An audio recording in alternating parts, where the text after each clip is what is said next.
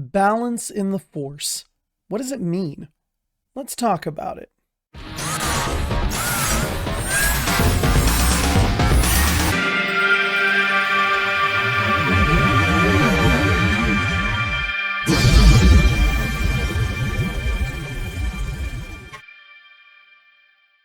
So cool, God Acolytes, I'm Jedi Starkiller, and this is the SK Base. It's Midichlorian Mondays, so let's talk about the Force. Today's topic is balance in the Force. What it is, and more importantly, what it isn't, and how it can apply to your real life. I remember when Revenge of the Sith came out, I was firmly in the camp that Anakin restored balance to the Force by eliminating the Jedi to the point where there were 2 Jedi and 2 Sith. I mean, it makes sense, right? Especially within the context of the films. But the Force doesn't work that way. It's not a mathematical problem to be solved. Plus, as we found out more and more people who survived Order 66, this way of thinking made less and less sense. So what does it mean already? Well, first, let's take a look at where the concept of balance in the Force was introduced to us. We're introduced to the concept of balance in the Force with the Chosen One prophecy. It is said that the Chosen One will destroy the dark side and bring balance to the Force. And while the Jedi are not wrong, I mean, the dark side is the ultimate impediment to balance in the Force, they never really define what balance is, and they're still looking at it from a very skewed light side perspective. To really understand the concept of balance in the Force, we have to look at what the Force is in its purest sense and how it wants to bring balance to itself. I like to imagine the Force like a garden, manifested in each flower growing up from the ground. Practitioners of the light side are the gardeners, watering the flowers, feeding them, appreciating their beauty in their natural state, allowing the garden to grow in peace. Followers of the dark side are the people who pluck the flowers to selfishly admire their beauty. They seek to demonstrate their power over nature itself by showing off the awe-inspiring beauty of the flowers. But what happens to a flower after it's been plucked? It wilts and dies.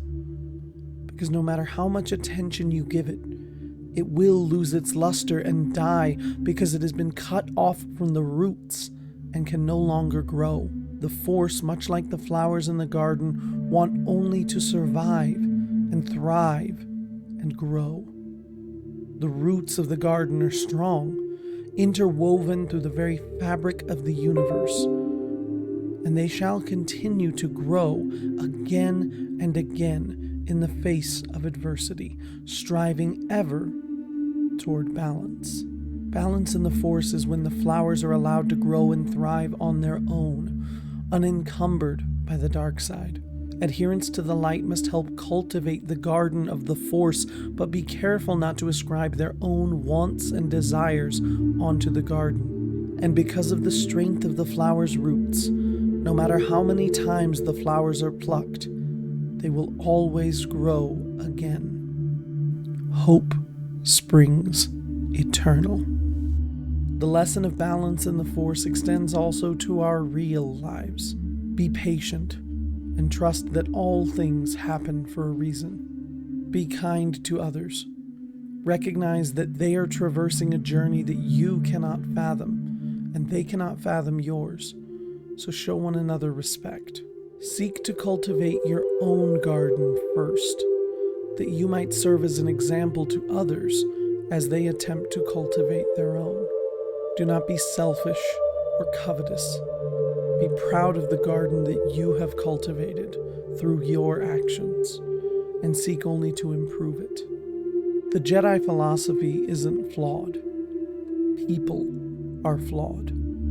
We all are, and we should strive daily through our actions, through meditation, to contemplate our own flaws and how we can fix them and make the world a better place for us all, so that the Force might flow more freely and more in balance. For light and life, for the Republic, this is the way. You are now leaving the SK base. Don't forget to like, comment, share, and subscribe. And never forget, the Force will be with you, always.